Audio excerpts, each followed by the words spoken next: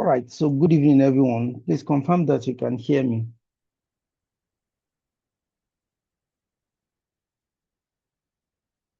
Sorry, can someone confirm that? Okay, you can hear me. So good evening, everyone, and you're welcome to our weekly Yes, you're Kaizen audible. reading group, where we do a weekly review Yeah, we of can hear you clearly. selected books that we would like others to benefit from.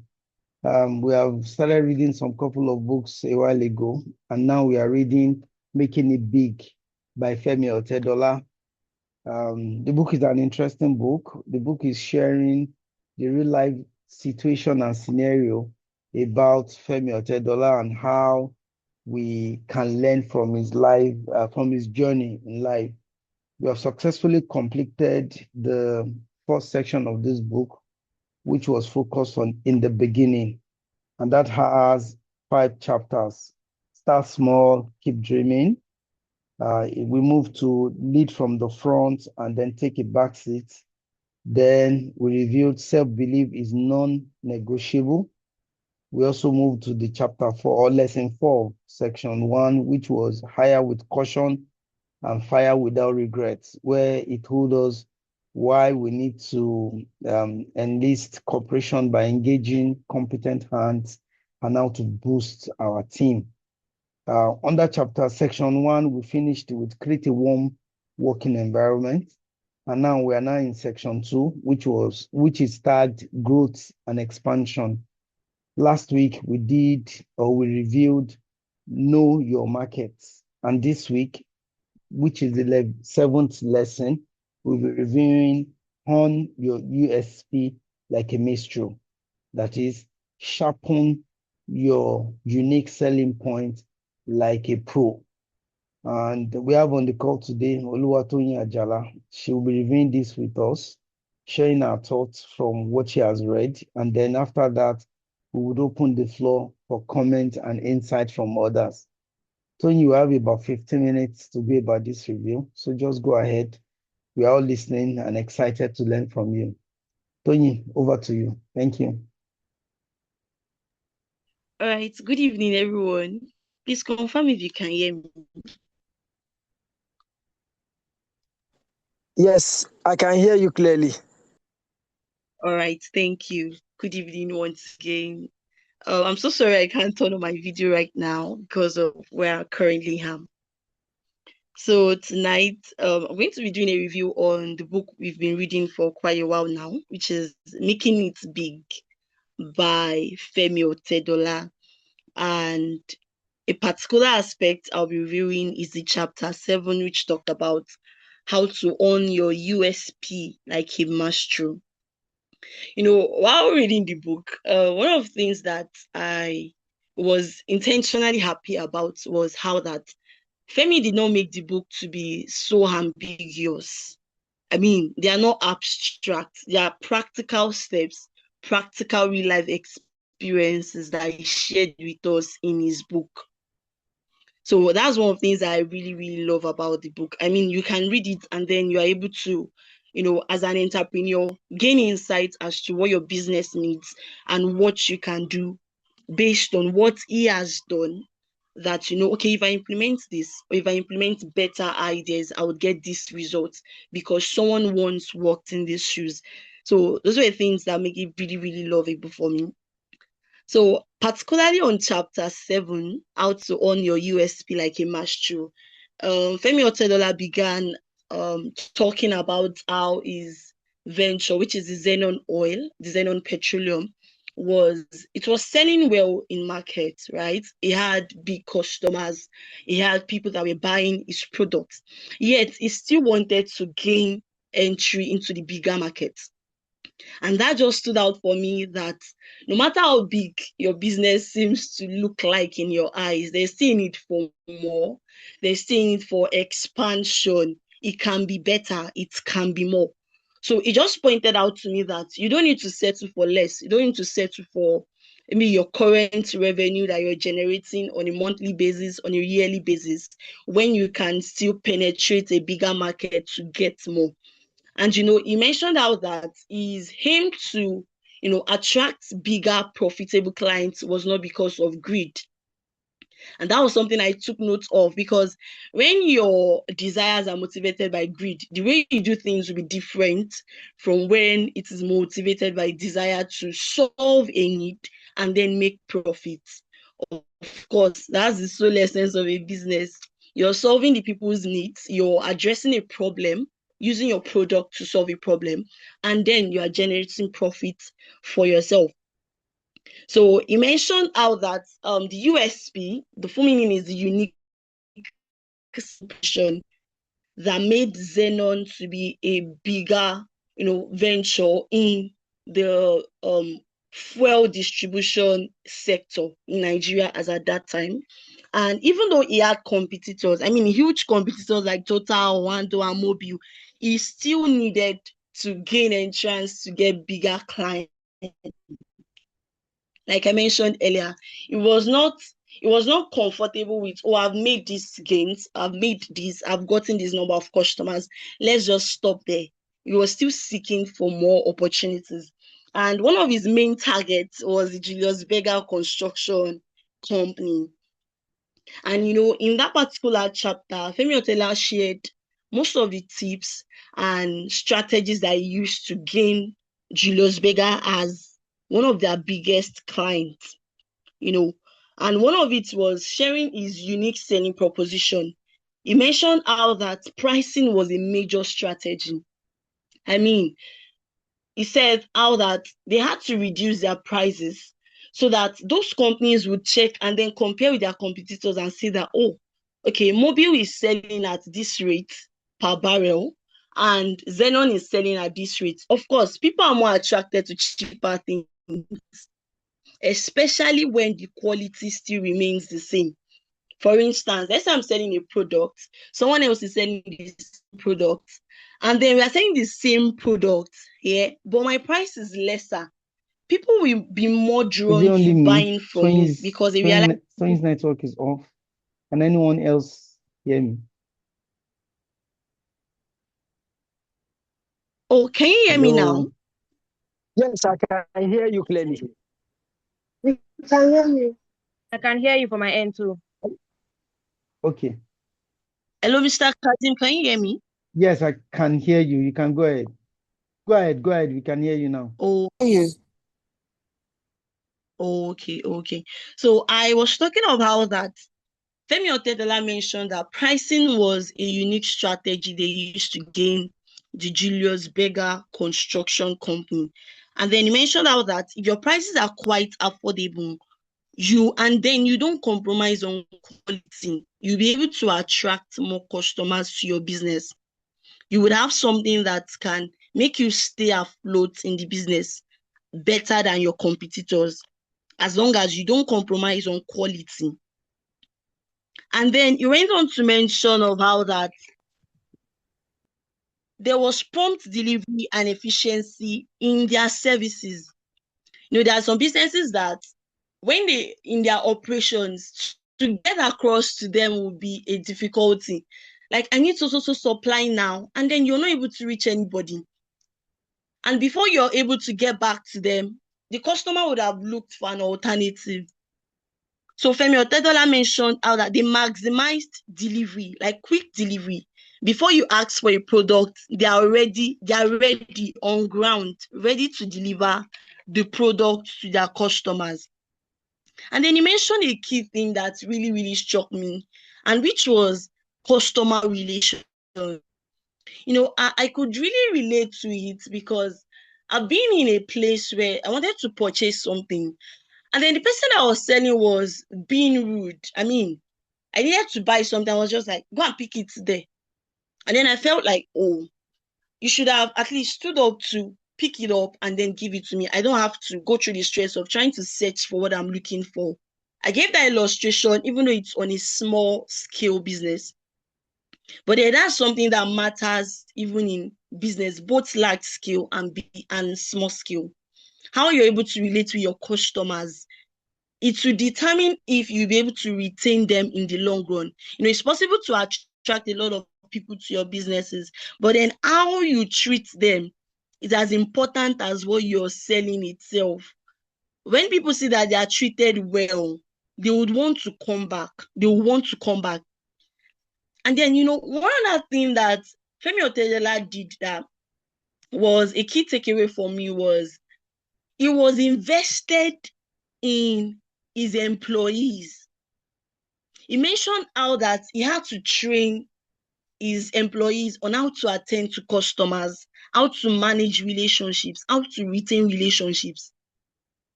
And from it, I realized that your business is not just about you, because you're not the only representative of your business. The people that are working with you are also representatives. So even if you are nice to your customers, they won't have to be relating with you all the time. Sometimes they would have to interface with your other staffs. And if those people are not well equipped to handle customer relations, it can spoil business for you. So he was fully invested in people. And then one other thing he did was when he talked about how his managers could make decisions even when he was not present. Although they had to make decisions based on his own philosophy that they were aware of, how he runs his business. And I just realized that your business also should be able to stand even when you're not physically present.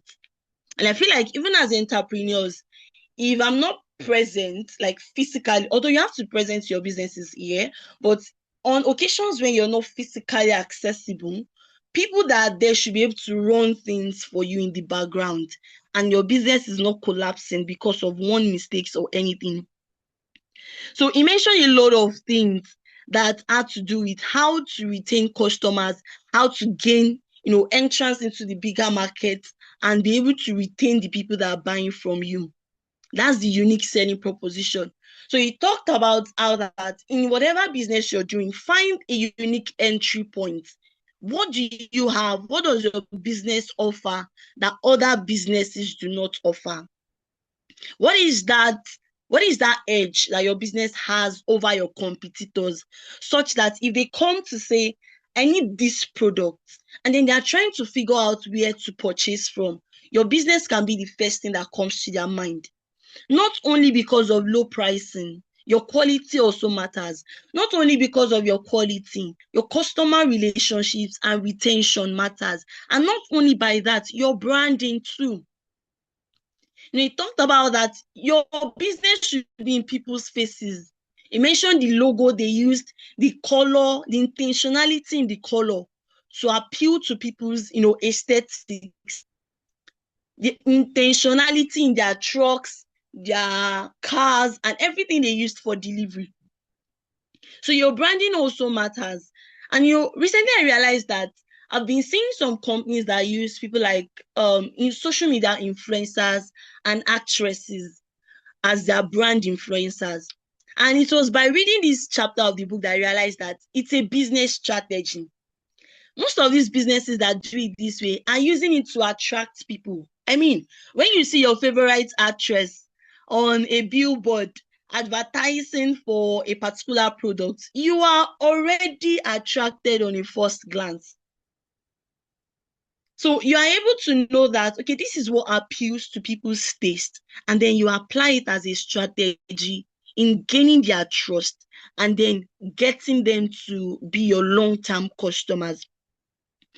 And then, in the chapter of the book, Femi Otedola went on to talk about how budding entrepreneurs can develop a winning, unique selling proposition. And,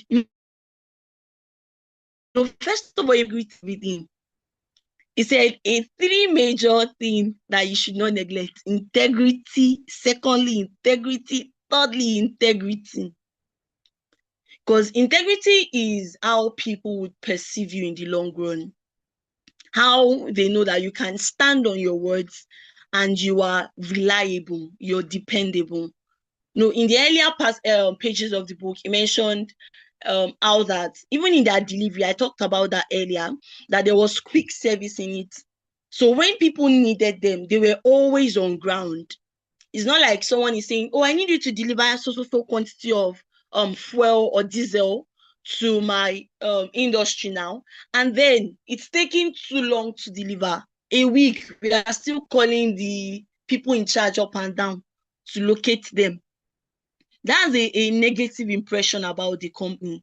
But when people know that when I call this company or when I call whoever is in charge of the sales and distribution, I get a quick feedback, I get a quick response, I get a quick delivery. It's easier to gain their trust much more. And Femi Otedola went on to mention how that it's not just about working hard. Of course, you need to work hard as an entrepreneur. Something funny happened. I think that was last week or so. I watched a video where Emma was saying that being an entrepreneur is not as easy as people think. Everybody is saying, oh, let me start a business, let me do this. It's not as easy as you think. Except it's something you're really passionate about, then you would stay long in the business. But people that don't have the rigor and the resilience to keep doing it till they get it, it will be easy for them to quit. He talked about how you have to keep working hard, but not just hard. You have to work smart. You have to invest in things that would bring high returns to your company. And then even before starting the business, ensure that the business is meeting a need. And the product is something that is in high demand. You have to study the environment, study the market, study your potential customers. What do they need? If you're able to meet the need, then you can be sure that, okay, we'll make returns, we'll make profits, we'll generate revenues in the long run. And then you also talked about how that you have to take time off to meditate. You need time to reflect. As a CEO or whatever role you have in your company, you need some time off. Most people are they are much of a hard worker. You're working 24/7 all the month, and there's no time for you to just recharge and then plan again. So entrepreneurs need that time to, take time off the work, take time off the office duties, take time off the business responsibilities, and then think again, have time to relax, have time to, although not to spend it on frivolities, but things that would help your productivity. And he also advised about reading books. We cannot underestimate this part. You have to read, gain knowledge, because reading books will help to expand our mind and then makes us know that, okay, this thing is possible. I mean, for a budding entrepreneur, you're just starting, you're just venturing into a business. And then you read a book about, okay, like this book that we are reading now by Femi Otedola. It's already opening our minds to possibilities that if Femi can do it, I can do it.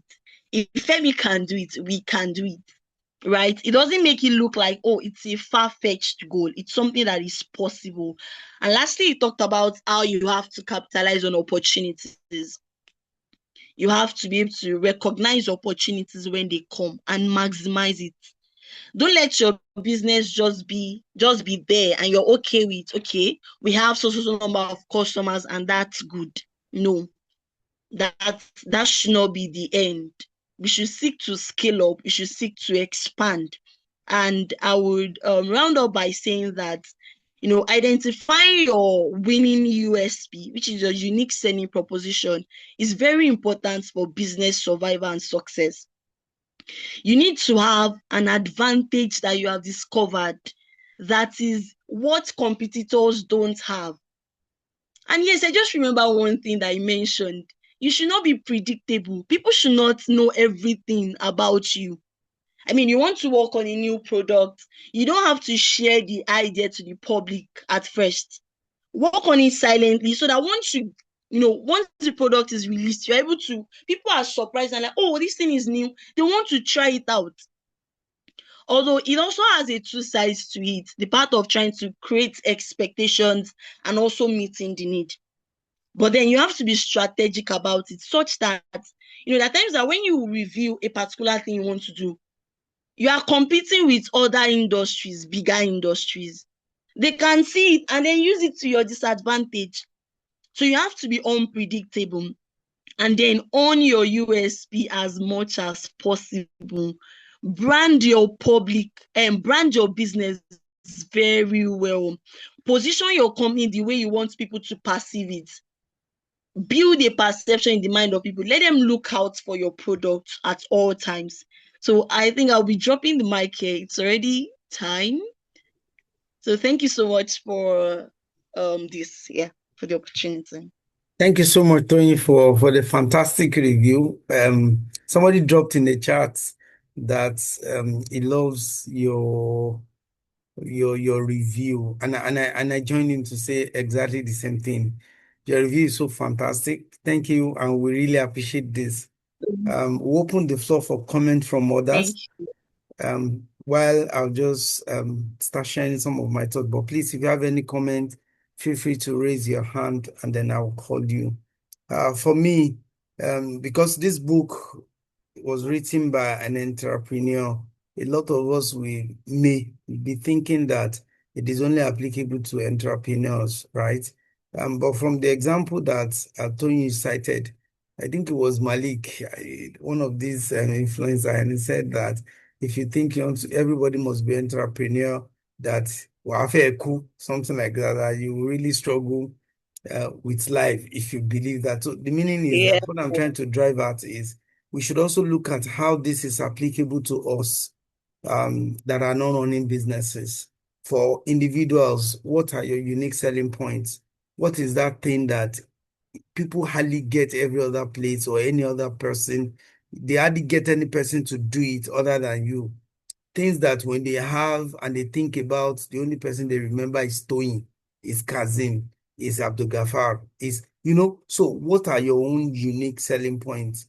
You'll see when I was reading this book, I honestly, this is one of all the books you've been reading are fantastic, but this is also very direct, just like Toyin mentioned. It's not very complicated with too many stories going here and then building. So it's just going direct, hitting the point. So what are your unique selling points as an individual on this call? If you don't know it, you need to step back and reflect about it. What is that thing that I have that differentiates me from every other colleague? You might be a project manager. Every other person is also a project manager. You might be a business analyst. You might be a solution or software developer. What is that particular thing that keeps you different, that differentiates you from others? I used to tell people about a former colleague that is a developer, but that developer is a developer with style. He's only developer that not only, I've seen other ones recently too. He reads requirements before development. So you are not in doubt about him adhering to the scope of that delivery.